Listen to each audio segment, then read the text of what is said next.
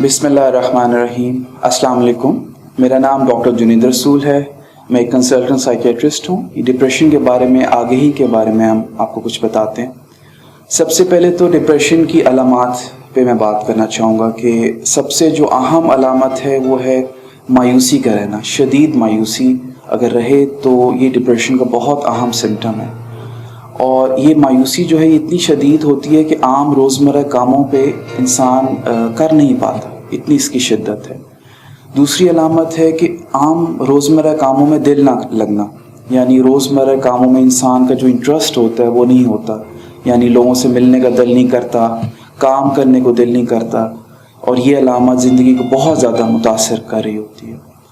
तीसरी आम अलामत है जिस्म में ताकत की कमी का महसूस करना, यानी डिप्रेशन के जो पेशेंट्स हैं वो कहते हैं कि जिस्म में ताकत हमें कम महसूस हो रही है।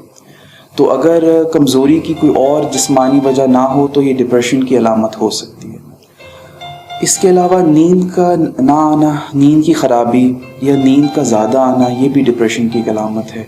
भूख का ना लगना या भूख का ज़्यादा लगना, ये भी डिप्रेशन का बहुत एक अहम एक अलामत है। इसके अलावा कॉन्फिडेंस की कमी हो जाना, तवज्जो ना होना, याददाश्त की कमी हो जाना, अपने बारे में मनफी ख़यालात आना, ज़िंदगी के बारे में मनफी ख़यालात आना। आई थिंक ये जो कुछ अलामात हैं ये डिप्रेशन के लिए बड़ी अलामात हैं। ये सारी अलामात जब होती हैं और उसकी शिद्दत आती है तो सबसे जो ख़तरनाक अलामत जिसके बारे में बहुत ज़्यादा मैं एम्फेसिस देता हूँ वो है सुइसाइडल या ख़ुदकुशी की अलामात का आना। अगर किसी कोई ख़ुदकुशी की सोचें आना शुरू हो जाए या ख़ुदकुशी की तरफ रुझान आने लग जाए तो ये डिप्रेशन की शदीद तरीन हालत की अलामत है। तो इसके बारे इसके बारे में इलाज करना चाहिए, और आप किसी को देखें कि कोई इस तरह की अलामत है तो फ़ौरन उसकी मदद करें और साइकेट्रिस्ट से रब्ता करें। लोगों का आमतौर पे सवाल होता है कि डिप्रेशन की वजूहात क्या है, यानी किस वजह से डिप्रेशन होता है।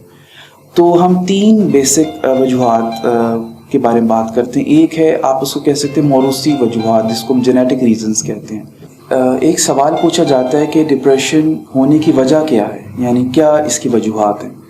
तो इसकी वजूहात को 3 बड़ी वजूहात हम उसके बारे में बात करते हैं। पहली वजह है जेनेटिक रीज़न, यानी मौरूसी वजूहात, यानी अगर ये बीमारी डिप्रेशन, एंजाइटी या कोई और जिस्मानी या ज़हनी बीमारी अगर ख़ानदान में चल रही है तो फिर चांसेस हैं कि बच्चों को भी और उनके आगे बच्चों को भी ये अलामत हो सकती है।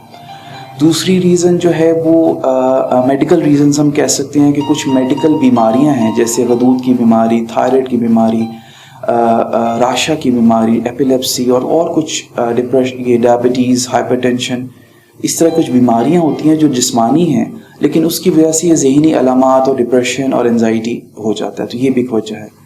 तीसरी वजह जो है वो हम कह सकते हैं कि मुआशरे की या जो हमारी अपनी साइकोलॉजिकल रीज़न्स होती हैं, यानी बहुत बुरे वाक़यात हुए हों ज़िंदगी में, बचपन में बुरे वाक़यात हुए हों, ज़िंदगी में बहुत ज़्यादा मुश्किलात हों, लॉस इवेंट्स बहुत ज़्यादा हुए हों ज़िंदगी में, तो ये भी एक वजह बन सकती है डिप्रेशन की। अभी रिसेंटली डिप्रेशन की एक और वजह जिस पे आई थिंक मैं बात करना चाहूँगा वो है कि नशावर अशिया का इस्तेमाल। जो लोग अल्कोहल, शराब या कोई और इस तरह की चीज़ें इस्तेमाल कर रहे हैं उनको भी डिप्रेशन की अलामात और एंजाइटी के अलामात आने का रिस्क बढ़ जाता है। तो ये भी एक वजह है डिप्रेशन के होने की। तो जब ट्रीटमेंट हम करते हैं तो फिर तमाम हवाले से वजह के मुताबिक हम उसको ट्रीट करते हैं। डिप्रेशन की जो इलाज है, लोग हमसे पूछते हैं कि भाई डिप्रेशन अगर हो गया खुदा न खासा तो अब आगे क्या करें। तो इसके इलाज के बारे में मैं ये कहना चाहूँगा कि बज़ाहिर 2 तरीक़ों से इसका इलाज होता है। एक इलाज का तरीका है अद्वियात के ज़रिए। कुछ अद्वियात मौजूद हैं जिनको हम एंटी डिप्रेसेंट अद्वियात कहते हैं, इनके ज़रिए इलाज किया जाता है। ये एंटी डिप्रेसेंट अद्वियात जो हैं ये इसके इलाज में कुछ महीने के लिए ये दवाइयाँ इस्तेमाल करनी होती हैं। ये बहुत लाजमी है कि दवाई को एक ख़ास कोर्स उसका किया जाए, कुछ महीने का जो कोर्स बताया जाता है उसी के मुताबिक दवाई खाई जाए। और इसके अलावा जो दूसरा तरीका है वो ज़बानी बातचीत या साइकोथेरेपी का इलाज है।